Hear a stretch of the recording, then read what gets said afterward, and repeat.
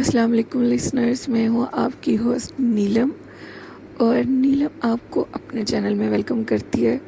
شروع کرتے آج کی ویڈیو اللہ کا نام لے کر، جو انتہائی عالی رتبہ اور بہت جلیل القدر ہے۔ لسنرز، کل ہم نے آپ کو ایپیسوڈ 16 سنائی تھی، آج ایپیسوڈ 17 ہے۔ کل اس ناول میں جو اینڈ تھا وہ یہ تھا کہ رفیق کے قدموں میں کاشی رام بیٹھا ہوا ہے اور کہہ رہا ہے کہ آپ تو بھگوان ہیں، بھگوان ہم تو آپ کی پوجا کرتے ہیں، ہم سے کیا گناہ کرا دیا آپ نے، ہمیں معاف کر دیجئے۔ اور اتنے میں کاشی رام نے اپنی بیوی دیومتی کو، جسے وہ پنڈتائن کہتا تھا، اس کو ہلانے لگا، لیکن پنڈتائن کو ہوش نہیں آ رہی تھی۔ اب وہ بہت پریشان تھا اور کہہ رہا تھا کہ ہوش کرو، تمہیں کیا ہو گیا ہے۔ اتنے میں پنڈتائن کو ہوش آتی ہے اور وہ رفیق کی طرف دیکھتی ہے اور کچھ عجیب سا منہ میں بڑبڑانے لگتی ہے۔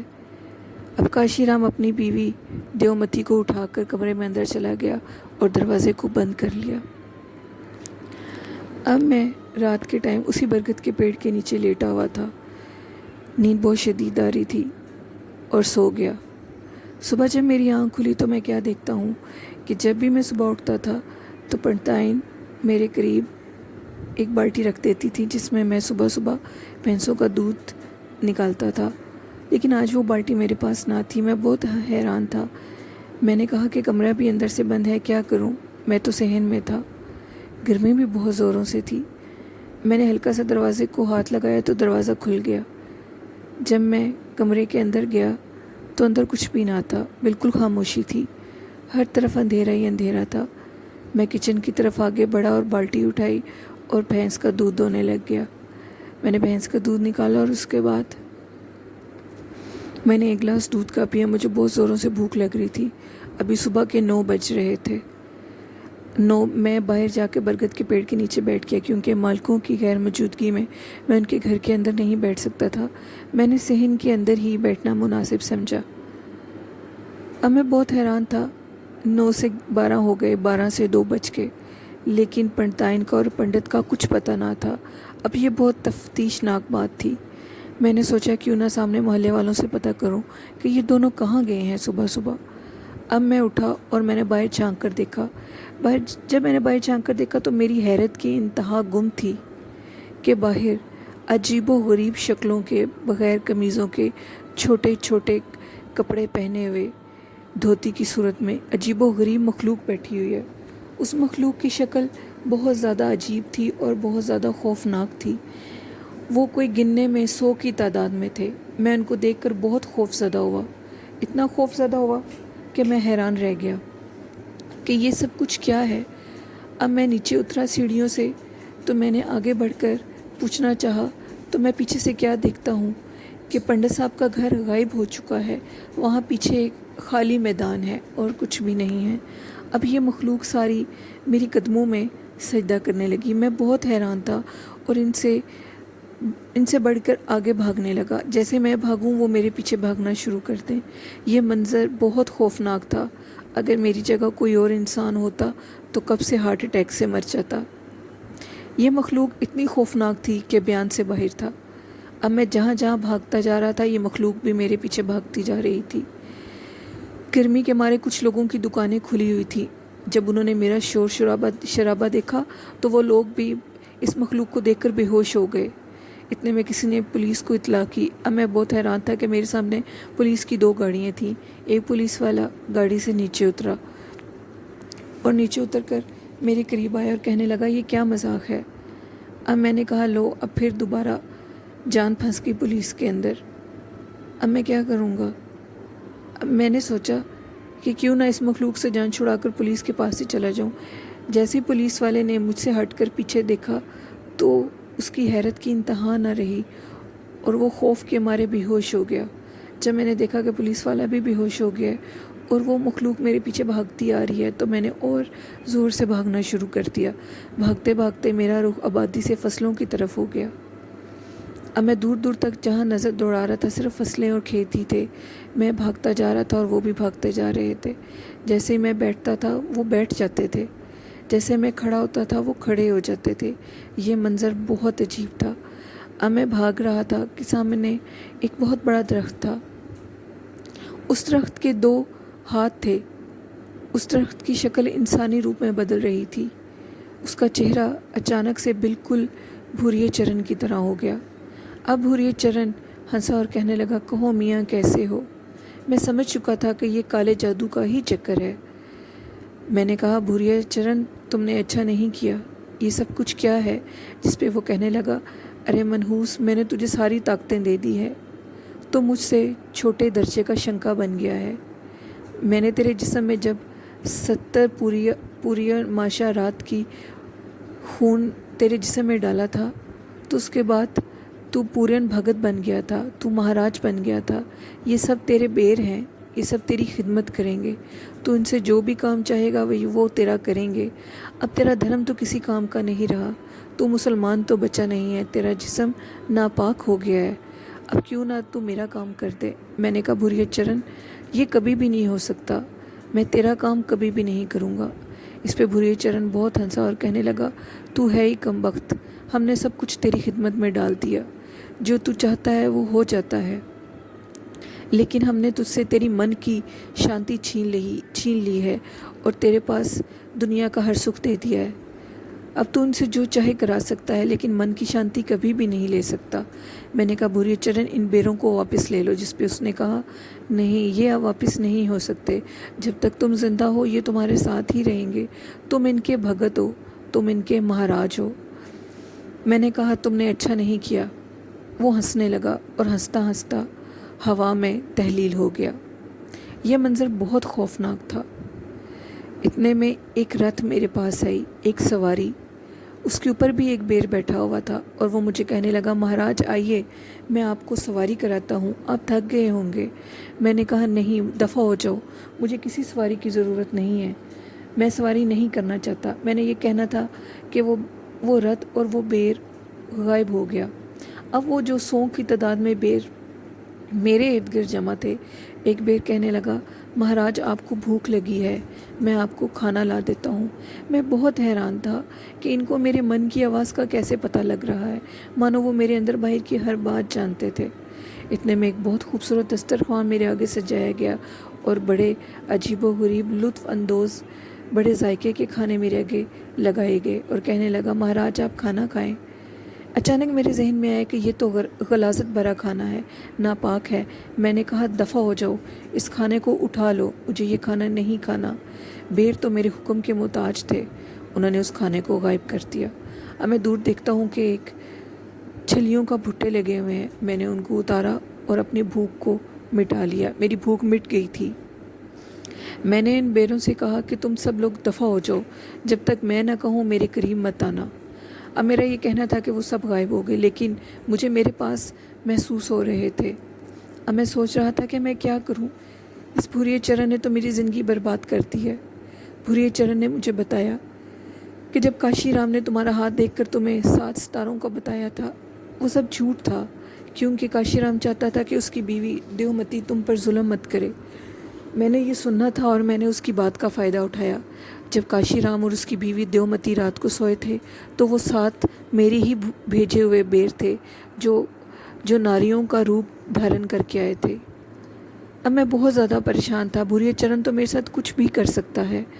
मैं क्या करूं? मैं कहाँ जाऊं? मैं इसके वारों से नहीं बच सकता। क्यों ना मैं इन बेरों को बुलाकर इसी के खिलाफ इस्तेमाल कराता हूं। इतने में मैंने एक बेर को आवाज़ दी, अरे बेर, सुनो मेरी बात। एक बेर मेरे आगे हाजिर हो गया। मैंने उससे पूछा, तुम्हारा क्या नाम है? उसने कहा, मेरा नाम कतूरी है। मैंने कहा, मैं तुम्हारा क्या हूँ? उसने कहा, आप मेरे महाराज हैं। तो मैंने कहा, मैं तुम्हें जो कहूँगा तुम वो करोगे? उसने कहा, जी महाराज, हम तो आपके बेर हैं और आपके हुक्म के मोहताज हैं, आप जो कहेंगे हम करेंगे। तो मैंने कहा, भूरिये चरण को मार दो। उसने कहा, नहीं महाराज, वो शंका हैं, हम उनको नहीं मार सकते। शंका भला कहाँ मरते हैं, वो तो हवा होते हैं, और हवा पर कभी किसी का बस नहीं चलता। शंका महाराज तो हवा में तहलील हो जाते हैं, हम उनको नहीं मार सकते। अब मैं बहुत हैरान था। मैंने सोचा, क्यों ना इन सब बेरों को इस्तेमाल में लाकर मैं इनसे काम लेता हूँ। मैंने कहा, रथ को लाओ। रथ सवारी थी। अब वो कतूरी उस रथ को ले आया और मुझे बिठाकर ले गया। अब मैं उस रथ पे बैठा हुआ था।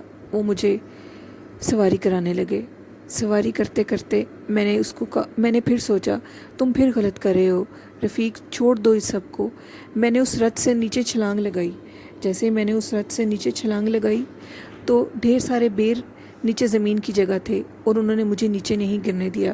ان سب نے کہا مہاراج ہم آپ کو نیچے نہیں گرنے دیں گے۔ میں نے ان سب سے کہا دفع ہو جاؤ، میرے قریب مت آؤ، مجھے تم سے کوئی کام نہیں لینا۔ لیکن انہوں نے میری بات تو مان لی۔ وہ غائب تو ہو گئے لیکن وہ مجھے محسوس ہو رہے تھے۔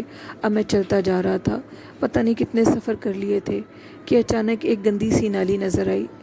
وہ نالی مجھے ہو بہو نیاز اللہ کی بستی کی نالی لگ رہی تھی۔ میں نے ادھر دیکھا تو وہ نیاز اللہ کی ہی بستی تھی۔ میں بہت حیران ہو گیا۔ اب میں چلتے چلتے اس جوہر کے پاس آ گیا جس میں بھوریے چرن نے رامانندی کو ایک بوتل میں بند کر پھینک دیا تھا۔ میں نے اپنے بیروں کو آواز لگائی، بیروں میری بات سنو۔ اب وہ سارے حاضر ہو گئے، ایک ایک کر کے نمودار ہو گئے اور کہنے لگے جی مہاراج آپ کیا چاہتے ہیں؟ میں نے کہا اس جوہر میں بھوریے چرن نے ایک بوتل پھینکی ہے، اس بوتل کو باہر نکال کر لاؤ۔ اب میرے سامنے ایک ایک کرتے سب بیروں نے جوہر میں چھلانگ لگا دی اور پانی میں عجیب سی ہلچل پیدا ہو گئی، یوں مانو کو پتہ نہیں پانی میں کوئی طوفان آ گیا ہے۔